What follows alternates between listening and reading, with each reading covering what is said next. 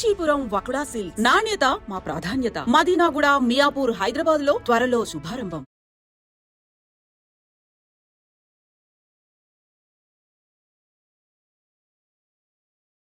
2016లో cinema రంగ ప్రయాణం అనేది మొదలైంది. అంతకంటే ముందు అనేది కూడా ఉన్నా, అది టీవీ ఇండస్ట్రీ సైడ్ ఇట్లా.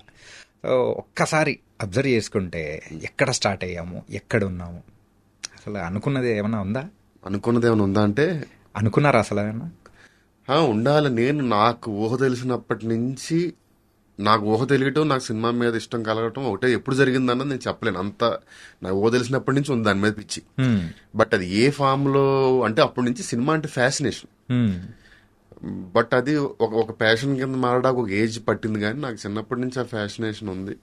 బట్ వచ్చాను. నేను నా జీవితంలో ఏదన్నా కలగన్నాను, లేకపోతే నేను ఏదన్నా కావాలి అనుకున్నాను అంటే అన్ని కోరికలు కలిపి ఒకటే, ఇది సినిమా. సో అంటే నేను ఎక్కడి వరకు వెళ్తాను ఏంటి అన్నది అది ఊహించుకోం, కానీ సినిమా ఇండస్ట్రీలో ఉండాలి అన్నది మాత్రం ఉంది. అప్పుడు అదే జరుగుతుంది. ఓకే, దేవుడి దయ వల్ల. సో ఈ మధ్యలో ప్రయాణంలో ఖచ్చితంగా మనకు కావాలనుకున్న వాళ్ళు అండ్ మనల్ని కింద పడేయాలనుకున్న వాళ్ళు బోల్డ్ ఎంతమందిని దాటుకొని ఇంత స్థాయికి అనేది వచ్చారు. ఒకసారి అరే మనల్ని పడేయాలనుకున్న వాళ్ళని ఒక్కసారి వాళ్ళని చూసినప్పుడు కానీ అరే మీ రియాక్షన్ ఎలా ఉంటుంది అసలు? నేను సినిమా చూపిస్తున్నా ముందు కొంతమంది ఇప్పుడు అక్కడికి వెళ్ళి ఏం బీగుదామని వెళ్ళాడు, జబర్దస్త్ వదిలేసి వెళ్తే అక్కడికి వెళ్ళి ఏం బీగుదాం అనుకున్నా, ఇక్కడే అలా మేనేజ్ చేస్తున్నాను అది ఇది అని. అంటే ఇప్పుడు ఏంటి, వాళ్ళకి నేను అవైలబిలిటీలో లేకపోవడం వల్ల వచ్చిన ఇరిటేషన్ అది అని మాట్లాడుకునేవాళ్ళు. మాట్లాడి ఇలా అదేంటి నిన్నటిదాకా నువ్వు లేకపోతే మేము ఏమన్నారు, మనం బయటకు వచ్చేసరికి ఇలా మాట్లాడుకుంటున్నారు, వీళ్ళకి సినిమా కొట్టి చూపించాలి అన్న ఫీలింగ్ ఉండేది. సినిమా జరుగుతున్నంతసేపు. సినిమా కొట్టిన తర్వాత ఫోన్ చేసి ఏమన్నా అందాం అనిపించేది. కానీ ఫస్ట్ సినిమా సక్సెస్ అయిన తర్వాత ఇక ఆల్రెడీ మెసేజ్ వెళ్ళిపోయింది కదా, ఇంకా మళ్ళీ మనం కిందకి దిగి వాళ్ళతో మాట్లాడాల్సిన అవసరం లేదు కదా అనిపించింది. సో అది ఆ ఇన్సిడెంట్ లా తీసుకోలేదు నేను, అది ఒక లెసన్ లా తీసుకున్నా. మనం పని చేసుకుంటూ వెళ్ళిపోతే మన పని సమాధానాలు చెప్పాలి తప్ప మన సమాధానాలు చెప్తే మనం చిన్నోడవుతాం అంతే. సో అందుకోసం అని చెప్పేసి అంతే, మనం కిందకి లాగాలి అని చూస్తే ఆడి కింద ఉన్నాడు, మనం లాగుతున్నాడు అనుకోవాలి, అంతే. సూపర్. అంటే అన్న మీకు త్రినాథరావు గారికి సో ఏంటి కనెక్షన్ ఏంటి? మీ ఇద్దరిది మాత్రం ఒక కాంబినేషన్ సెట్. అవునండి, అది ఎందుకో కుదిరింది సార్. నాకు నా అదృష్టం అంటే, నాకు ఇప్పుడు మనం ఒక గోడెక్కాలంటే తాడుపట్టుకుంటాం కదా. సో అలాంటి నాకు నేను ఎక్కాలనుకున్న ఈ సినిమా లైఫ్ కి ఆయన నాకు అలాంటి ఒక నిచ్చెన ఒక తాడో వేసినట్టు అని ఫీల్ అవుతాను నేను. అది కూడా కంఫర్టబుల్ గా, నా గ్రిప్ జారకుండా నేను ఎలా అడుగులు, నా అడుగు ఎంత లెంగ్త్ ఉంటుందో అంత లెంగ్త్ లో ఇద్దరికి కుదిరింది అలా మ్యాచ్. అది అంటే కొన్ని నేను ఇండస్ట్రీలో చూస్తా సార్, నాకు చాలా క్లోజ్ ఫ్రెండ్స్, వాళ్ళు టాలెంటెడ్, వాళ్ళ డైరెక్టర్ని చెయ్యాలి, వాళ్ళ డైరెక్టర్ గా మనం సెట్ చేద్దాం చాలా ట్రై చేస్తాం. కొన్ని ఎక్కవు, విశ్వ ప్రయత్నం చేస్తాం. అంటే చేతి దాకా వచ్చి రేపు అనౌన్స్మెంట్ వరకు వచ్చి ఆగిపోతాయి తప్ప, ఇద్దరు ముగ్గురు ఉంటారు నా ఫ్రెండ్స్ లిస్ట్ లో సాలిడ్ టాలెంట్ ఉండి కూడా చేయలేని వాళ్ళు. కొన్ని కలవు, కొన్ని మా ఇద్దరికి ఎందుకో కలుస్తాయి. మేము ఇద్దరం ఇవాళ అనుకుంటే రేపు సినిమా ఎక్కుతుంది. అది మేబీ నేచర్ కావచ్చు, మా ఇద్దరు హారోస్కోప్ కావచ్చు, లేకపోతే మా ఇద్దరు సింక్ కావచ్చు, అన్ని కలిపి మా ఇద్దరికి అలా కుదిరింది అంతే. ఓకే. ఎప్పుడైనా కానీ మీరిద్దరు అంటే కత్తికి సుత్తికి ఉన్నంత కాంబినేషన్ ఇద్దరిది అట్లే ఉంటది.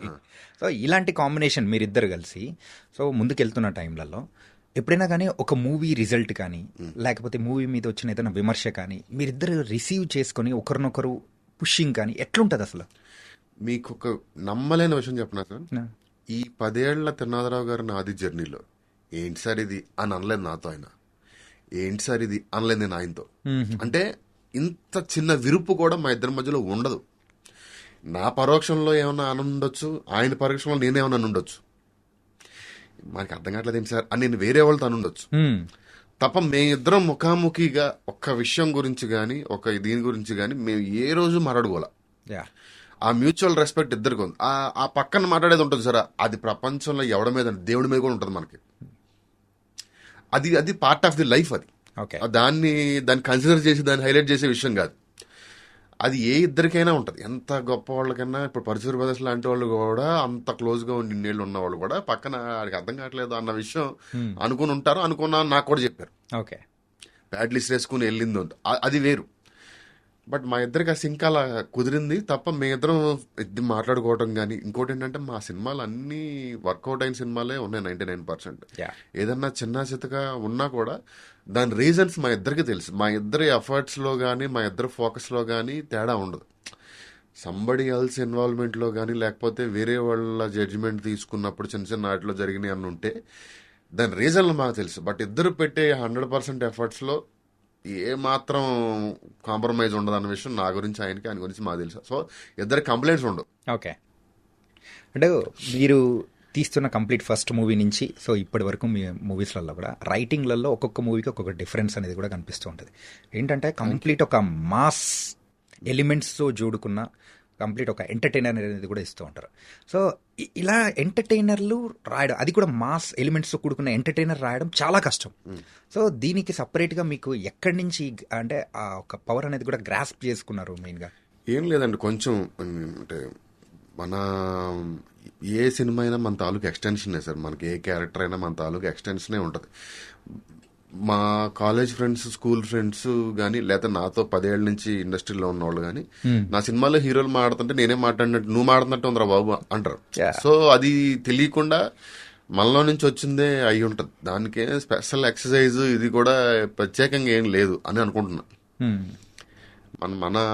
అంటే ఇప్పుడు అందులో హీరోయిన్ ఇలా ఒక అమ్మాయి నాతో మాట్లాడితే బాగుండో అన్నది నాలో ఉన్న ఇది. ఒక విలన్ కూడా నాలో ఉన్న సైకిల్ ఉన్న భాగం వాళ్ళందరూ కొత్తగా ఎక్కడి నుంచో మనం తీసుకురాలేం.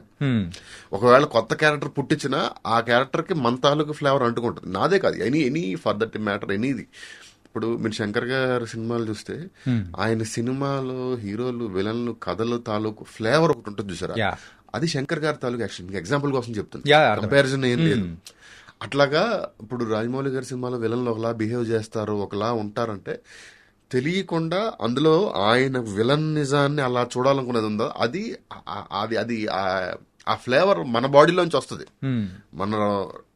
మనం ఓన్లీ క్యారెక్టరైజేషన్ రాస్తాం, క్యారెక్టర్ బిహేవియర్ మాత్రం మన కోపం, మనం ఇలాంటి కోపం చూపించాలంటే ఎలా అన్నది మన దాంట్లో నుంచి వస్తుంది. ఓకే, అంటే సిచ్యువేషన్స్ తగ్గట్టు, సో ప్రజెంట్ ఇప్పుడున్న ట్రెండ్కి తగ్గట్టు స్టోరీస్ అనేది మీరు ప్రిపేర్ చేస్తుంటారా, లేకపోతే ఎలా దీని తగ్గట్టు ఎట్లా ప్రిపేర్ చేస్తుంటారు మెయిన్గా?